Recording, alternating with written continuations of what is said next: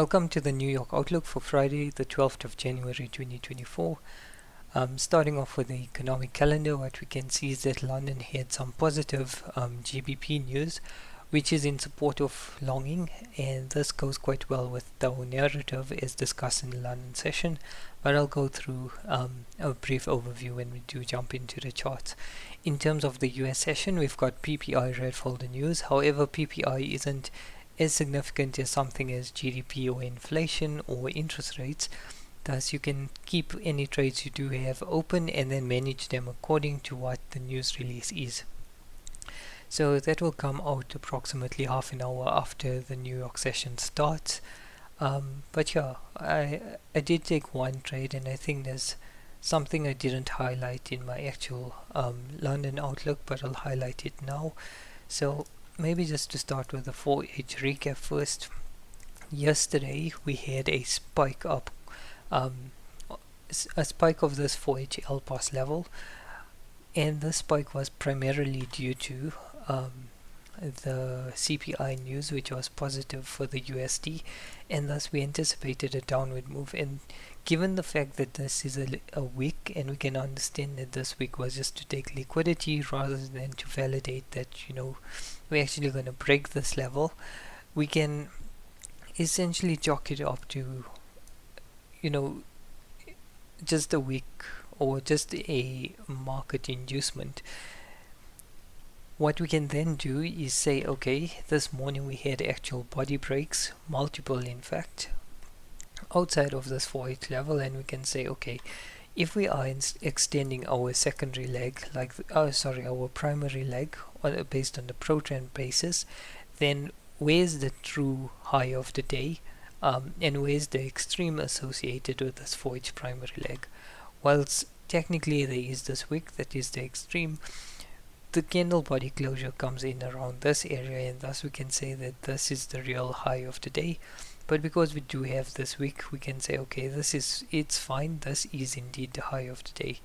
So what I'm trying to get at in this instance is because the previous high of the day was created before the low of the day, making the direction of the market this way instead of longs as anticipated, what we can do is say that, okay, this is actually the true last point from yesterday, and then today we actually validated the swing, the 4H primary leg extreme to be this level right here.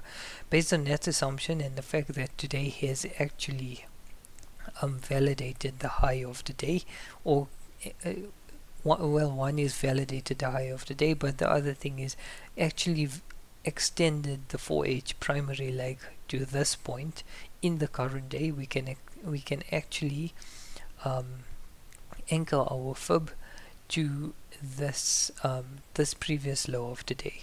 Our other option was to actually use this low of the day, so this would be the pre-Asia low of the day, and that would also be a valid entry to consider for the day.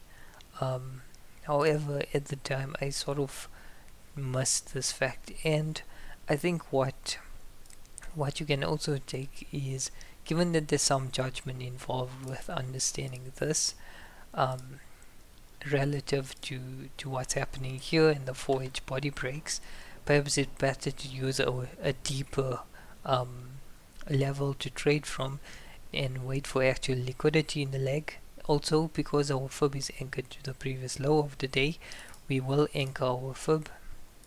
We will anchor our fib to a good level, but also we do want liquidity in the leg.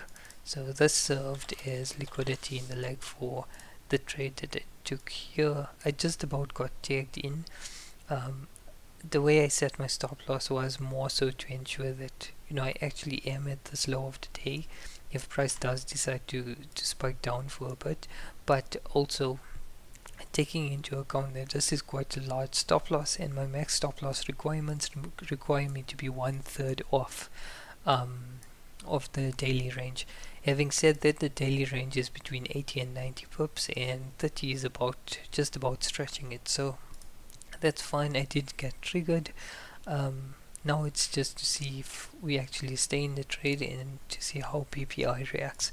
If PPI reacts positively and is negative for the USD, then the negative USD news together with the positive GBP news should be sufficient reasoning to at least get us to somewhere here.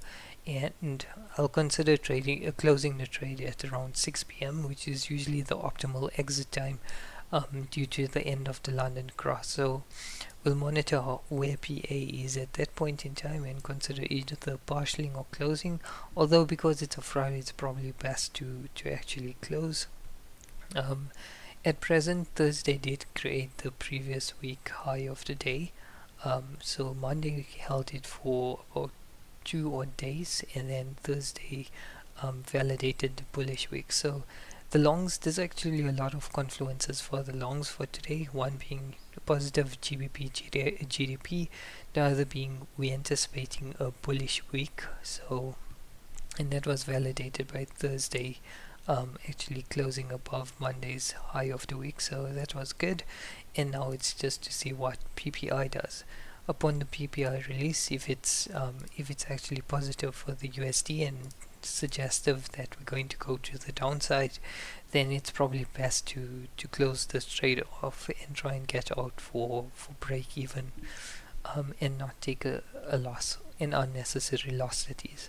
Other than that, that's pretty much my New York outlook for today, and we'll chat again for the end of day review.